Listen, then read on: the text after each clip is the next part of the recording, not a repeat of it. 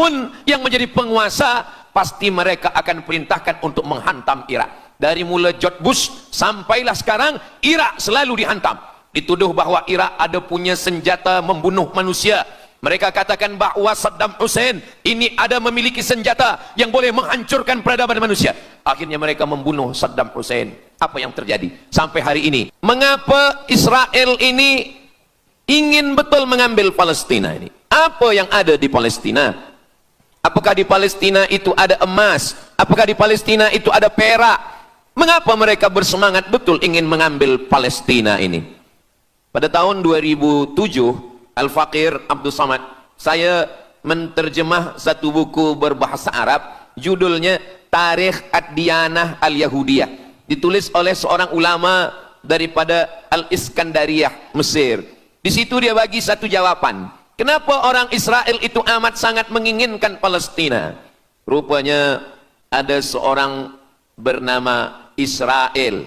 Israel maknanya dua, Isra Abdun, bahasa Hebrew language, bahasa Ibrani.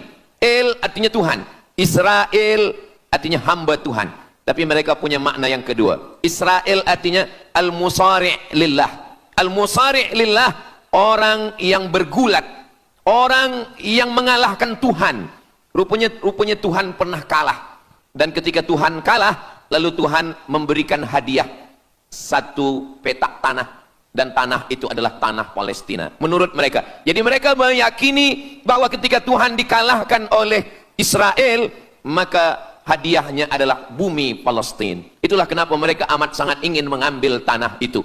Tapi kita pula, Palestina bagi kita adalah hijrahnya Nabi Muhammad sallallahu alaihi wasallam yang dituliskan dalam Al-Qur'an. A'udzubillahi minasyaitonir rajim. Subhanalladzi asra bi'abdihi lailan minal masjidil haram ilal masjidil aqsa alladzi barakna haulah.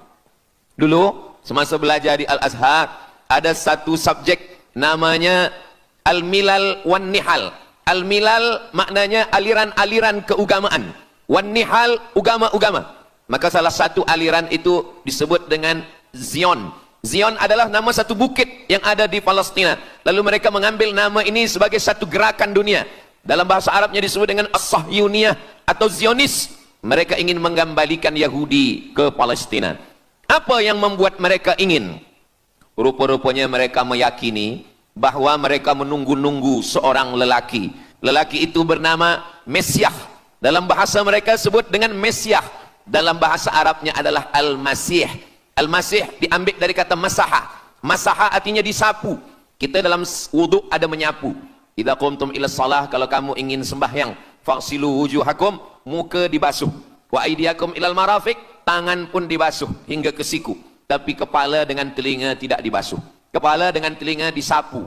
Wamsahu biruusikum, disapu. Jadi kenapa dia dikatakan Al-Masih? Kerana dua. Pertama, waktu lahirnya badannya disapu dengan minyak. Yang kedua, setelah dia besar, bila dia tengok orang lumpuh, dia sapu. Orang yang lumpuh boleh tegak berdiri. Bila nampak orang buta, dia sapu. Orang buta boleh menengok. Bila nampak orang mati, dia sapu. Dan orang mati pun boleh tegak berdiri. Dia tunjuk tanah, ya ard umbuti, wahai tanah tumbuh tanaman. Dia tunjuk langit, ya sama imtiri, turunkan hujan. Dia tunjuk orang mati, ya mayyit qum, orang mati tegak berdiri. Maka dia disebut dengan Al-Masih. Tapi Al-Masih ini ada yang original. Itulah dia Al-Masih Isa anak Maryam alaihi salam. Tapi ada Al-Masih satu lagi, macam Isa. Orang Arab bila ada mangkuk, mereka sebut dengan wi'a. Kalau mangkuk ini emas, mereka katakan al-wi'a al-zahabi, mangkuk emas. Tapi kalau mangkuk ini dari perak, tapi dibalur dengan emas, mereka akan mengatakan al-wi'a al-mudajjal. Dia bukan emas, tapi dia nampak macam emas, maka dia namanya mudajjal. Begitu juga dengan Al-Masih ini. Al-Masih yang betul-betul Al-Masih, dia adalah Al-Masih Isa anak Maryam. Tapi ada yang macam Al-Masih, bentuknya macam Al-Masih, macam mukjizat Al-Masih, tapi dia bukan Al-Masih. Itulah dia Al-Masih Ad-Dajjal. Sebenarnya mereka sedang menunggu Al-Masih Ad-Dajjal.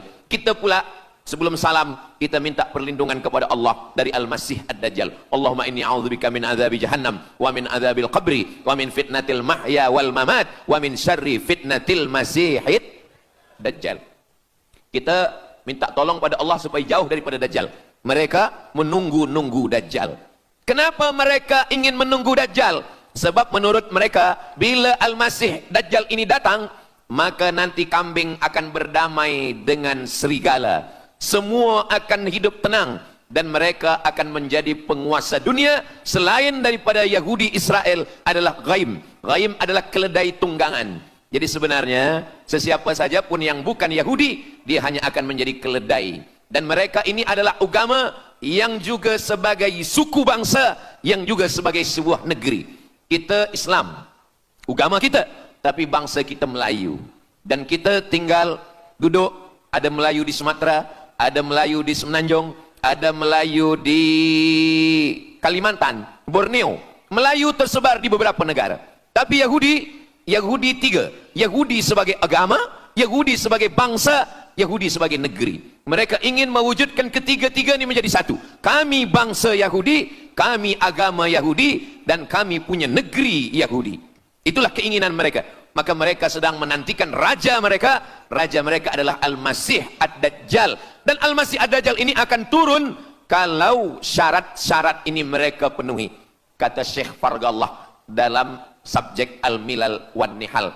Maka yang pertama diminta oleh Al-Masih Ad-Dajjal ini adalah semua Yahudi kembali kepada bumi Israel. Mereka mengatakan itu bumi punya dia dan semua akan kembali. Rupa-rupanya mereka tiada punya negeri. Sama macam nasib orang Kurdi. Kurdi ada di Turki, Kurdi ada di Irak, Kurdi ada di beberapa belahan bumi.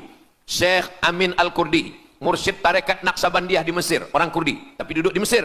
Syekh Muhammad Said Ramadan Al-Buti, orang Kurdi, tapi duduk di Suriah. Salahuddin Al-Ayyubi, orang Kurdi, tapi dia raja di Mesir.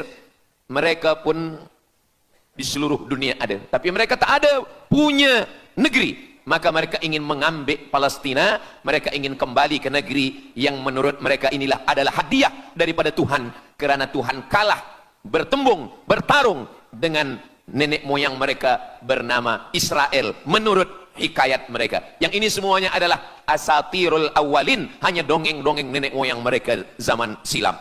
Lalu kemudian datanglah Theodor Herzl menghadap kepada Sultan Abdul Hamid, Sultan Turki. Mereka ingin membayar dengan ratusan keping emas. Apa kata Sultan Abdul Hamid? Dulu Palestina itu diambil dengan darah dan nyawa, maka saya tidak akan memberikannya dengan emas. Lalu kemudian apa yang terjadi? Mereka menghalau Sultan Abdul Hamid dengan seorang lelaki bernama Mustafa Kemal Ataturk.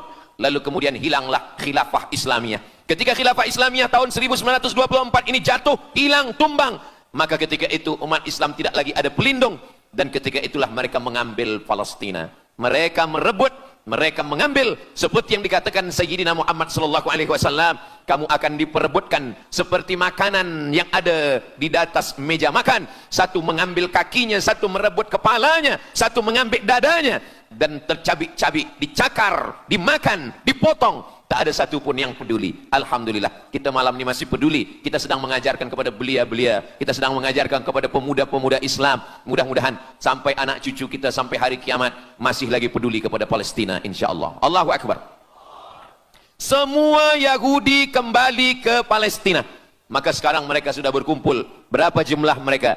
9 juta Yahudi sudah berada di Palestina. Itu syarat supaya Al-Masih itu turun. Sebab Al-Masih tidak mahu turun kalau Yahudi-Yahudi ini tidak kembali ke Palestina menurut mereka. Maka Yahudi dari Rusia kembali, Yahudi yang ada dari Amerika kembali semuanya.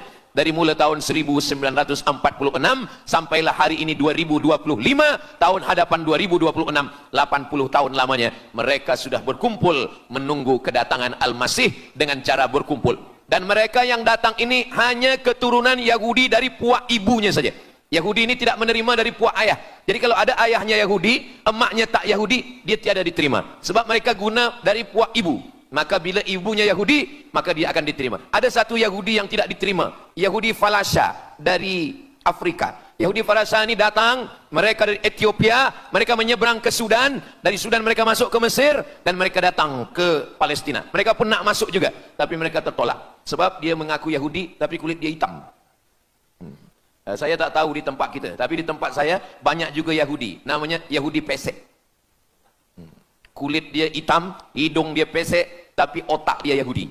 Ini lebih berbahaya lagi. Mereka menyebarkan kebencian. Jadi sebenarnya Yahudi adalah makhluk yang paling unsuri, rasisme. Mereka tiada menerima selain daripada Yahudi.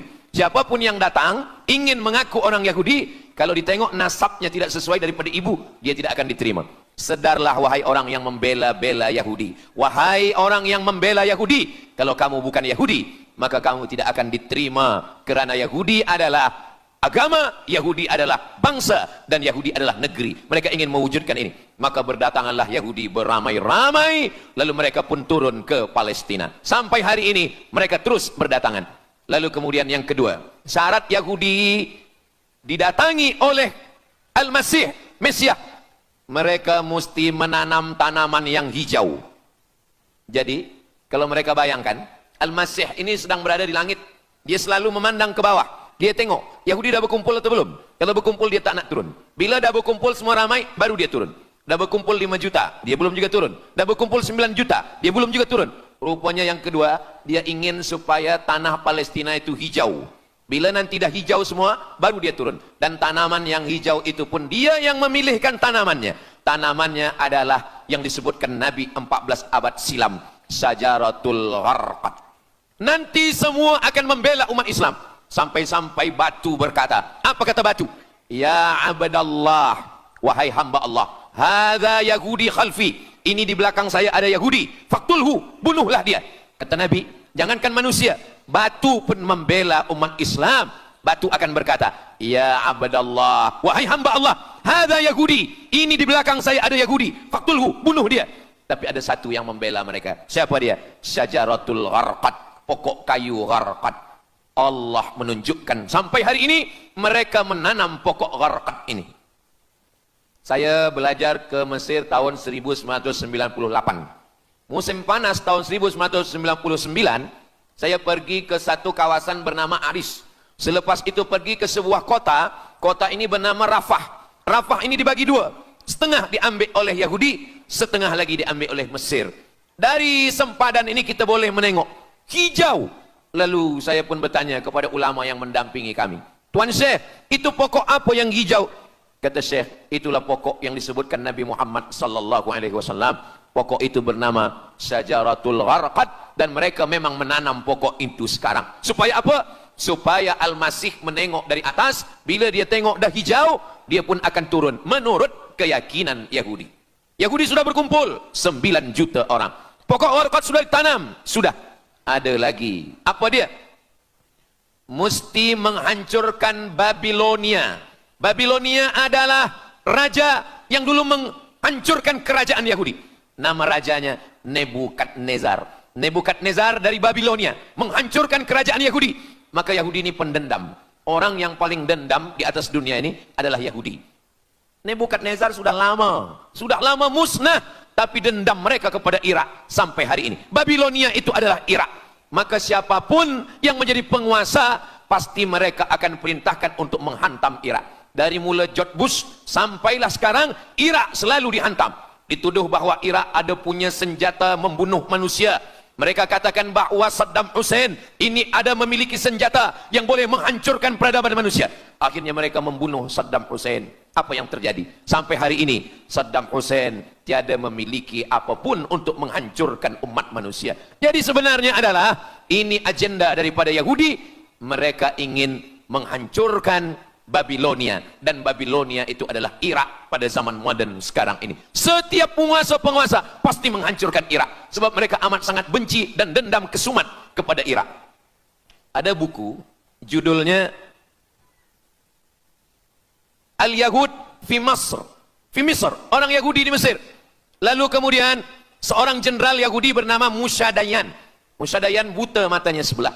Lalu Musa Dayan ini meminta kepada Presiden Prancis bernama De Gaulle. Lalu De Gaulle pun menelpon Presiden Mesir bernama Anwar Sadat. Bukunya ada, saya simpan di rumah. Dia katakan bahwa kepada Anwar Sadat, wahai Tuan Presiden Anwar Sadat, ini mami yang ada di Museum Mesir Kaherah itu sedang sakit. Jadi untuk menyehatkannya mesti dibawa ke Prancis, ke Paris. Lalu disediakanlah pesawat terbang untuk membawa mami ini. Dulu saya pernah dengar tazkirah Ustaz Azhar Idrus, jangan anak panggil mak mami. Sebab mami itu, inilah mami Fir'aun. Mami return. Ini mami ini sakit, maka dia mesti disehatkan, ada bakteri, maka dia mesti disehatkan, dibawa ke Paris, Prancis. Akhirnya diterbangkan pada masa Presiden Anwar Sadat. Dibawa ke hospital, sampai di hospital, rupa-rupanya Jenderal Musadayan yang buta sebelah sudah menunggu mami. Begitu mami Ramses II, Fir'aun sampai, dia terus meninju muka mami itu. Kenapa? Sebab dia dendam. Inilah yang dulu menghalau nenek moyang dia dari Mesir. Gila. Yahudi ini adalah orang-orang yang gila. Sampai hari ini, mereka punya dendam yang tak berkesudahan. Sampai mami yang sudah menjadi kering, kita pun menengoknya biasa-biasa saja. Tapi Musadayan melampiaskan dendam kesumat dia sampai pada masa Presiden Anwar Sadat. Yang akhirnya Anwar Sadat pun mati terbunuh, ditembak oleh Khalid Islambuli. Begitulah Allah Subhanahu wa Ta'ala menceritakan saksi sejarah supaya umat Islam faham bagaimana fikiran, bagaimana sakit jiwanya orang-orang Yahudi. Mereka sudah berkumpul di Palestina 9 juta. Tanam-tanaman hijau sudah ditanam. Irak sudah dihantam. Hancur lebur Irak. Apa lagi yang mereka lakukan? Tanah Palestina mesti merah. Tanah Palestina tidak boleh hitam. Tanah Palestina mesti merah. Apa yang membuat tanah Palestina merah? Merah kerana darah budak-budak anak-anak yang tak berdosa dari Palestina. Jadi kalau ada orang yang hari ini terheran-heran, mengapa mereka membunuh budak kecil? Mengapa mereka menjatuhkan bom untuk menghancurkan rumah, membunuh perempuan yang hamil tiada berdosa? Tapi bila orang faham, dia mengerti, sesungguhnya mereka ingin supaya darah anak-anak yang tiada berdosa itu tumpah. Kalau darah itu sudah tumpah, disitulah mereka menantikan supaya Al-Masih, Mesiah itu turun membela. Sebab itu adalah raja di raja mereka. Apa yang terjadi sebenarnya hari ini? Yang terjadi sebenarnya adalah mereka membangun, membina sebuah kerajaan dari khayal, dari fikiran gila. Maka ada seorang yang tidak percaya kepada Allah. Dia atheist, dia tak percaya kepada Tuhan. Namanya Roger Jarodi. Tapi akhirnya dia dapat hidayah. Dia masuk Islam. Selepas masuk Islam, dia tulis buku bahwa Israel, Yahudi mendirikan negara berdasarkan mitologi, berdasarkan khurafat, berdasarkan kisah-kisah bohong, dusta. Tapi mereka percaya dengan dusta itu. Lalu kemudian Roger Jarodi ditangkap oleh pemerintah Prancis, dimasukkan ke dalam penjara. Bukunya diterjemahkan ke dalam bahasa Arab, diterjemahkan ke dalam bahasa Melayu. Roger Jarodi, bagaimana orang Yahudi Israel membina kerajaan negara berdasarkan khayal, berdasarkan tipu, berdasarkan dusta, berdasarkan mitologi, berdasarkan asatirul awalin, dongeng-dongeng daripada nenek moyang mereka dulu. Lalu kemudian hari ini kita sudah menengok, darah itu sudah tumpah merata-rata di tanah Palestina. Kenapa Al-Masih, Mesiah belum juga turun? Kenapa belum datang juga Mesiah yang mereka tunggu itu? Rupanya ada syarat lagi yang belum. Apa dia? Mereka mesti membina satu yang disebut dengan Haikal Sulaiman, Temple of King Solomon. Mereka meyakini bahwa raja mereka adalah Solomon, dan dia ada sebuah kuil yang mereka sebut, mereka tulis bukunya, Temple of King Solomon. Di mana letaknya? Letaknya adalah di atas Al-Masjidil Aqsa. Mereka ingin menghancurkan Al-Masjidil Aqsa, diratakan dengan tanah. Nanti mereka akan bina Temple of King Solomon. Selepas itu mereka siapkan satu kerusi singgasana. Selepas itu nanti barulah turun Al-Masih, Mesiah yang dijanjikan menurut mereka. Yang semuanya ini adalah dusta, bohong, tipu daripada Zionis, kerana mereka ingin menguasai dan mereka ingin membuat sebuah negara yang sangat besar, yang negara itu disebut dengan The Great Israelian, Israel Raya. Dia dari 2 sungai. Biasanya orang membuat map itu rahasia. Map biasanya rahasia yang disimpan. Tapi orang Yahudi Israel, mereka buatkan mapnya di dalam bendera mereka. Kita membuat sesuatu yang rahasia kita simpan, tapi mereka membuat satu garis biru di atas, satu lagi garis biru di bawah. Yang di atas itu adalah sungai Nil di atas, dan yang di bawah itu adalah sungai Efrat. Sungai Nil di atas, Afrika Utara, Mesir. Sungai Efrat di bawah, sungai Efrat ada di Irak. Lalu di tengah itu ada bintang segi 6. Apa maknanya? Mereka ingin membina sebuah kerajaan yang luasnya dari Nil hingga ke Efrat. Itulah kenapa ketika mereka membuka embasi di Kairo, ketika Israel membina embasi di Kairo, ini sungai Nil, ini bagian atas, ini bagian bawah. Kerajaan Mesir membagi embasi Israel tanah di bawah sungai Nil. Mereka tidak mau. Mereka ingin membina embasi di atas sungai Nil. Kenapa mereka tidak mau membina embasi di bawah sungai Nil? Karena menurut mereka di bawah sungai Nil adalah negeri kami. Orang membina embasi hanya di luar daripada kerajaannya. Jadi sebenarnya menurut pengakuan mereka, Mesir yang ada sekarang, semua yang ada di bawah Nil hingga ke Efrat Irak, itu adalah kerajaan mereka. Yang kalau mereka mewujudkan itu nanti, mereka akan menjadikan semua manusia ini sebagai keledai tunggangan.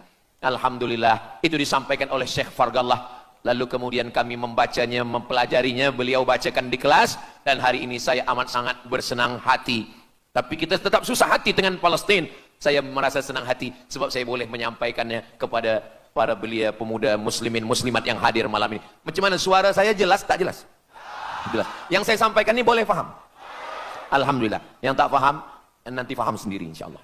Begitulah Allah Subhanahu wa taala. Saya dulu pernah berjumpa dengan Syekh Muhammad Jibril. Lalu kemudian saya tanya Syekh Muhammad Jibril, "Syekh, kenapa Allah membinasakan kaum Ad, kaum Samud, kaum Madian? Wa ila Samud akhahum Salihah, wa ila Madian akhahum Syuaiba, wa ila Adin akhahum Huda." Madian, Samud, Ad, semuanya musnah. Iram dzatil imad. Iram, hilang semuanya. Tapi kenapa Yahudi ini masih ada sekarang? Kenapa Allah tak musnahkan?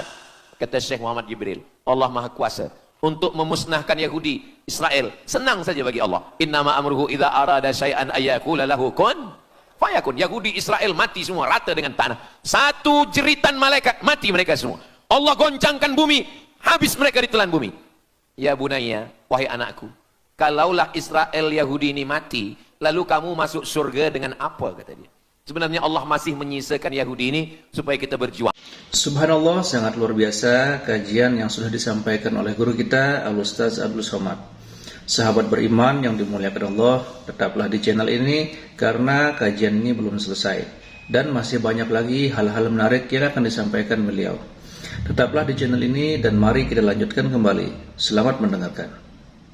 Sekarang ada umat Islam yang amat sangat lemah. Dia bukannya ikut berjuang, tapi melemahkan perjuangan orang. Bila ada umat Islam yang berkumpul beramai-ramai, solidariti tentang Palestina, dia berkata, katanya Allah Maha Kuasa, kenapa Allah tak binasakan? Dulu, arsalna alaihim tayran ababil, datang burung ababil, tarmihim bi'ijaratin min sijil. Mana ababil sekarang? Kenapa Allah tak kirimkan ababil?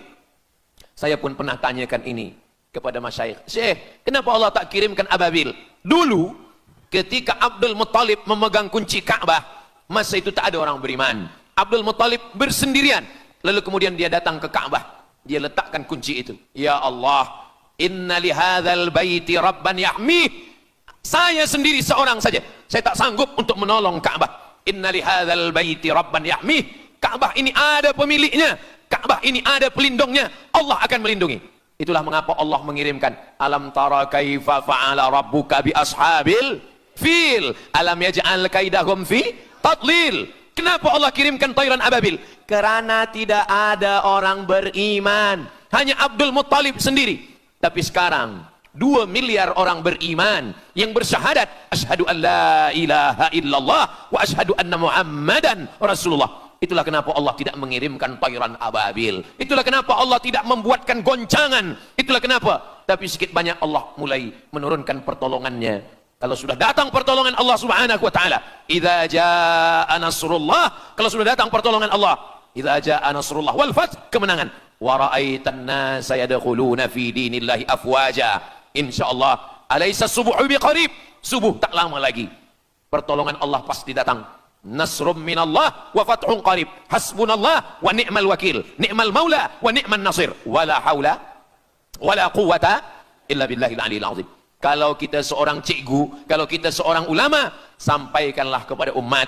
Sebagai seorang ayah, sampaikan kepada anak. Sebagai seorang ahli keluarga, kita mesti ingatkan, buatkan baju dengan lambang, simbol, bendera penderitaan Palestina. Kalau kita menonton dengan keluarga di rumah, tontonkan bagaimana penderitaan anak-anak di Palestina. Saya di rumah ada gambar besar, gambar Palestina. Sehingga setiap kali tamu datang, kita bercerita, dia tanya, ini gambar apa nih Ustaz? Inilah gambar saudara kita yang sedang teraniaya di Palestina. Malam ini kita guna sorban. Kita pakai sorban yang mengingatkan kita kepada Palestina. Apapun yang kita lakukan, jangan lupa menyampaikan khutbah Jumat. Kunut nazilah, Allahumma ansuril Islam wal muslimina fi Palestin. Silahul mu'min, doa silahul mu'min. Kalau kita tiada senjata lagi, maka sesungguhnya doa. Man lam yahtam bi amril muslimin, siapa yang tak peduli kepada penderitaan saudaranya di Palestin, falaisa minhum, dia tidak diakui sebagai umat Nabi Muhammad sallallahu alaihi wasallam. Orang beriman bukan setakat sembahyang subuh, zuhur, asar, maghrib, isya. Orang beriman bukan setakat ditengok berapa kali dia ke Baitullah haji dan umrah, tapi orang beriman bagaimana perasaan dia kepada saudaranya. Maka kata Nabi SAW, la yu'minu ahadukum, kamu tidak beriman, kalaupun kamu beriman belum sempurna, hatta yuhibba li akhi, sampai engkau sayang kepada saudaramu. Ma yuhibbu li nafsih, sayang kepada saudara seperti sayang pada diri sendiri. Kalau anak saudara kita di Palestina teraniaya, kita lebih teraniaya. Kalau pipi kita dicubit sakit, begitu juga dengan saudara kita di Palestina. Kita memang hidup pada zaman yang susah, yang payah. Beruntunglah datuk nenek moyang kita 100 tahun yang lampau. Mereka selamat dari fitnah ini. Tapi kita pun tak boleh mengutuk nasib. Mengapa saya hidup sekarang? Kenapa kami hidup tahun 1447 ini ya Allah? Tentu ada hikmahnya. Allah hidupkan kita hari ini. Kenapa saya tak hidup zaman Nabi? Kalau ada pemuda belia sekarang datang kepada Ustaz Abdul Somad, Ustaz Somad, kenapa saya tak hidup zaman Nabi? Kalau saya hidup zaman Nabi mungkin saya baik. Kamu yang komplain kepada Allah, kalau kamu hidup zaman Nabi mungkin tidak ikut Nabi, ikut Abu Lahab, ikut Abu Jahal. Kita dihidupkan Allah hari ini, kita masih bersama dengan guru kita, Al-Fadhil Ustaz Azhar Idrus. Kita masih bersama dengan orang-orang baik, orang mulia. Alaikum bil jamaah, kata Nabi sallallahu alaihi wasallam. Man syadza finnar, jangan bersendirian, sendirian masuk neraka. Kita mesti berjamaah. Alhamdulillah, yang ada kuasa dengan kuasanya, yang ada fatwa dengan fatwanya, yang ada ilmu dengan ilmunya. Bagi penuntut-penuntut, pelajar-pelajar, tonton, buat video, buat apapun yang boleh kita buat, share, gambar, semuanya itu ada tanggung jawab kita di hadapan Allah Subhanahu wa taala. Kullukum ra'in, setiap kamu pemimpin, hadap ke Baitul Maqdis 17 hingga 18 bulan. Sampai akhirnya pada bulan Sya'ban turun ayat, qad nara taqalluba wajhika fis sama', kami menengok wajah engkau menghadap ke arah langit. Fawalli wajhaka syatral masjidil haram, hadapkanlah wajahmu ke arah Masjidil Haram. Lalu Nabi pun menghadap ke arah Masjidil Haram. Selepas itu sahabat datang beramai-ramai menjumpai Nabi Muhammad SAW. Ya Rasulullah, bagaimana saudara kami yang sembahyang, yang solat 16 bulan, 17 bulan, 18 bulan, dia menghadap ke Palestina. Apakah solatnya diterima Allah? Turun ayat, wa ma kana Allahu liyudhi'a imanahum. Tafsirnya, wa ma kana Allahu liyudhi'a salatahum.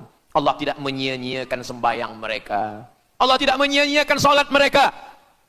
Sembahyang mereka yang dulu menghadap ke Baitul Maqdis diterima Allah atau tidak? Itu yang mereka cemaskan, itu yang mereka khawatirkan. Sembahyang yang 18 bulan itu yang mereka takutkan. Bagaimana kita sekarang? Bagaimana sembahyang saudara kita? Bagaimana puasa mereka? Bagaimana musim sejuk? Mereka sejuk. Bagaimana mereka tak boleh makan, tak boleh minum? Kalau kita sudah berbuat di luar kemampuan kita, kita tidak akan dituntut di hadapan Allah. La yukallifullahu nafsan illa wus'aha. Mudah-mudahan apa yang kita lakukan malam ini, kita bangkitkan semangat jamaah. Selemah-lemahnya adalah doa. Selemah-lemah kekuatan orang beriman adalah melafazkan doa kepada Allah supaya Allah memberikan pertolongan. Tak ada yang susah bagi Allah Subhanahu wa taala. Itulah yang boleh Al-Fakir sampaikan pada malam hari ini, solidariti kita tentang Palestina. Mudah-mudahan ada manfaatnya. Banyak cakap kata yang tak berkenan di hati, menyinggung perasaan. Saya memohon maaf, beribu-ribu maaf. Mudah-mudahan yang kita lakukan malam ini diridhoi Allah Subhanahu wa taala dan boleh kita bawa bekal menghadap Allah. Bila kita mati ditanya oleh Allah, inilah jawaban kita. Kami sudah berkumpul, kami sudah bangkitkan semangat, kami sudah berdoa, kami sudah menjelaskan bagaimana jahatnya Yahudi di Palestina. Akhirnya saya tutup dengan pantun penutup, menangkap puyuh di Bukit Selasih. Thank you dan terima kasih. Aku qauli hadza astaghfirullah li wa lakum. Allahu akbar. Allahu akbar. Allahu akbar.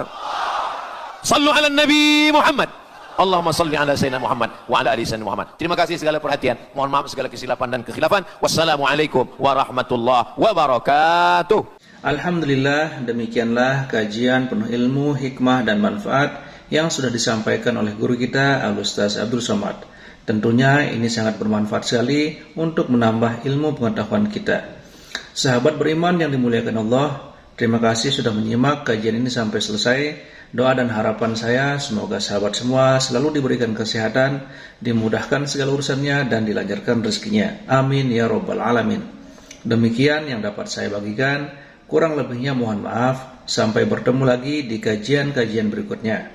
Wabillahi taufiq wal hidayah, wa ridha wal inayah. Wassalamualaikum warahmatullahi wabarakatuh.